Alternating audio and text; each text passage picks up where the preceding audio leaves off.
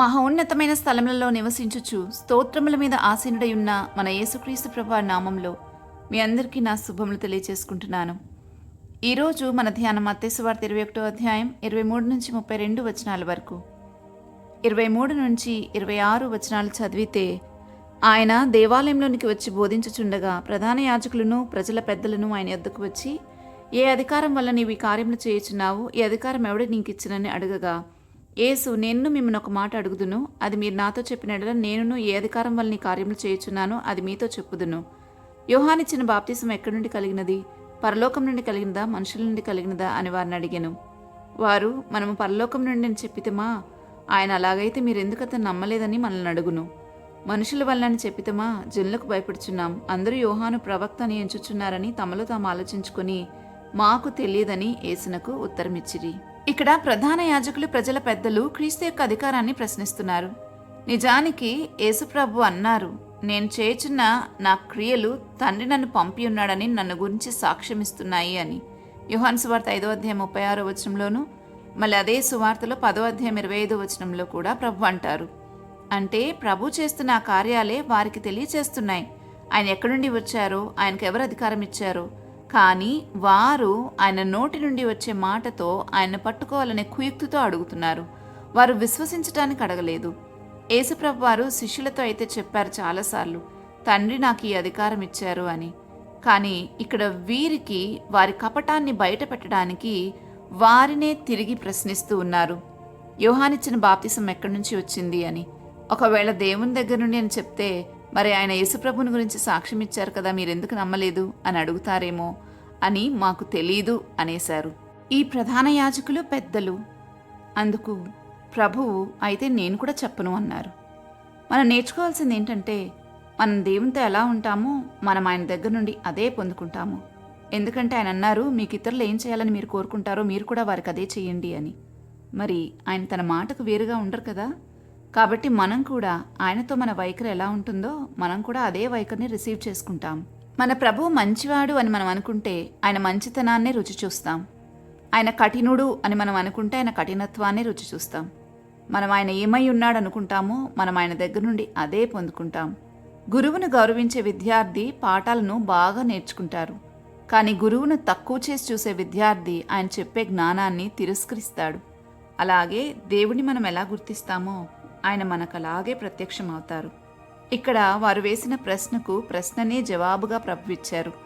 అది వారి మనస్సును బట్టి, ఒకవేళ వారు నిజంగా విశ్వసించడానికే అయి ఉంటే గనక, వారి అనుమానం తీర్చుకోవడానికే అడిగితే గనక తప్పకుండా ప్రభు వారికి సరైన జవాబిచ్చుండేవారు.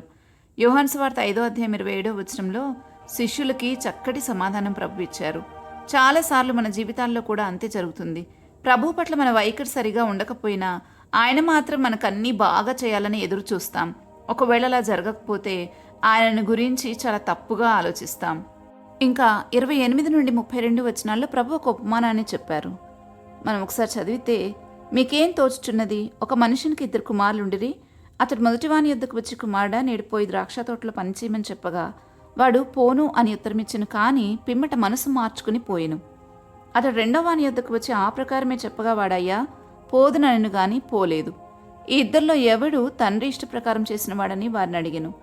అందుకు వారు, మొదటివాడే అనిరి. యేసు, సుంకర్లను వేసులను మీకంటే ముందుగా దేవుని రాజ్యంలో ప్రవేశించుదురని మీతో నిశ్చయముగా చెప్పుచున్నాను. యోహాను నీతి మార్గమున మీ యొద్దకు వచ్చెను, మీరు అతన్ని నమ్మలేదు. అయితే సుంకర్లను వేసులను అతను నమ్మిరి. మీరు అది చూచి అతన్ని నమ్మునట్లు పశ్చాత్తాపడకపోతిరి అని చదువుతాం. ఇక్కడ ప్రభు మనకు తెలియచేయాలనుకుంటున్నది ఏంటంటే, పెదవులతో కేవలం నోటి మాటలతో ప్రభుతో సమ్మతించడం కాదు, మన పూర్ణ మనసుతో ప్రభుతో సమ్మతించినప్పుడే అది మన క్రియల్లో కనబడుతుంది. యేసుప్రభు వారు చెప్పినట్లు మన క్రియలు మనల్ని గురించి సాక్ష్యం ఇవ్వాలి. కాబట్టి వట్టి మాటలతో కాదు, క్రియతోనూ సత్యంతోనూ మనం దేవుని కొరకు జీవించాలి. ఇక్కడ సుంకర్లను పాపులను ముందుగా దేవుని రాజ్యంలో ప్రవేశించుదరని ప్రభు అంటూ ఉన్నారు. వారి క్రియలు దేవునికి దగ్గరగా రాలేవన్నట్లుగా ఉన్నాయి, కానీ తర్వాత వారు మనసు మార్చుకున్నారు. కానీ ఇక్కడున్న పెద్దలు ప్రధాన యాజకులు వారి మాటలు దేవునికి దగ్గరగా ఉన్నట్టున్నాయి, కానీ వారి క్రియలు దేవునికి దూరంగా జీవించే వారిలాగా ఉన్నారు. పాపులను సుంకర్లను చూసైనా మారుమనసు పొందుకోలేదని, పశ్చాత్తాపడలేదని ప్రభు చెప్తూ ఉన్నారు. ఈరోజు మన ధ్యాన భాగంలో మనకు 2 విషయాలు స్పష్టంగా అర్థమవుతా ఉన్నాయి. ఒకటి, ప్రభు పట్ల మనకున్న వైఖరి దేవుని సమాధానాన్ని నిర్ణయిస్తుంది. 2, మాటలు కాదు, మన క్రియలు దేవుని యందు విలువైనవిగా గుర్తించబడతాయి. మన క్రియల ద్వారా ప్రత్యక్షమయ్యే విశ్వాసాన్ని ప్రభు కోరుకుంటున్నారు. ఇదే విషయం యాకోబు తన పత్రికలో రాస్తూ ఉన్నాడు. క్రియలు లేని విశ్వాసము మృతము అని. మాటలతో కాదు, క్రియలతో ప్రభువుని గౌరవించి ప్రేమించాలి.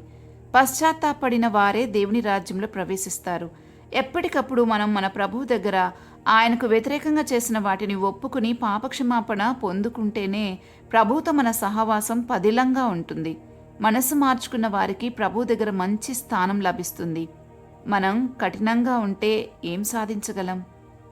దూరంగా ఉండి ఏం పొందుకోగలం? పౌలు సౌలుగా ఉన్నప్పుడు, సంఘాన్ని హింసిస్తున్నప్పుడు ప్రభు అతన్ని దర్శించి ఒక మాట అంటారు. అదేంటంటే, మునికోళ్లకు ఎదురు తన్నుట నీకు కష్టము అని. ఈ విషయాన్ని అపోస్తల కార్యాలు 26:14 మనం చూస్తాం. మనం కూడా అంతే. సృష్టికర్తకు వేరుగా ఉండి మనం ఏం చేయలేం.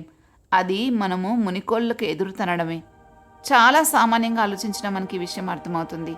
కాబట్టి ప్రభుతో మన బంధం పటిష్టపరుచుకుందాం. ఆయన చెప్పిన మాటను విందాం. ప్రార్థించుకుందామా? మా తండ్రి, మేము మిమ్మల్ని గురించి సరైన అవగాహన కలిగి ఉండటానికి సహాయం చేయండి.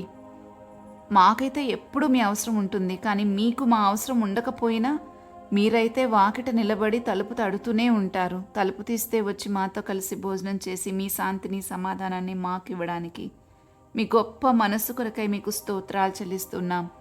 తండ్రి, మీ మనసును మేము ఎప్పుడు గుర్తుపెట్టుకుని మమ్మల్ని మేము తగ్గించుకుని ఉండటానికి మాకు సహాయం చేయండి. మా విశ్వాసము క్రియలు కలిగి సజీవంగా ఉండడానికి కృపచూపమని ప్రాధేయపడుతున్నాం. మా క్రియలు మమ్మల్ని గురించి నీకు సాక్ష్యమిస్తూ, మా క్రియలు మిమ్మల్ని గురించి ఇతరులకు సాక్ష్యం ఇచ్చినట్లు మా క్రియలన్నిటినీ దీవించండి. ఈరోజు అంతటినీ మీకు అప్పగించుకుంటున్నాం. దయచేసి మా నీతి ఫలములను వృద్ధి పొందించమని యేసుక్రీస్తు ప్రభువు నామంలో వేడుకుంటున్నాము తండ్రి. ఆమెన్. రేపటి ధ్యానంలో మరలా తిరిగి కలుద్దాం. అంతవరకు దేవుని కృప మనందరికీ తోడై ఉండును గాక. ఆమెన్.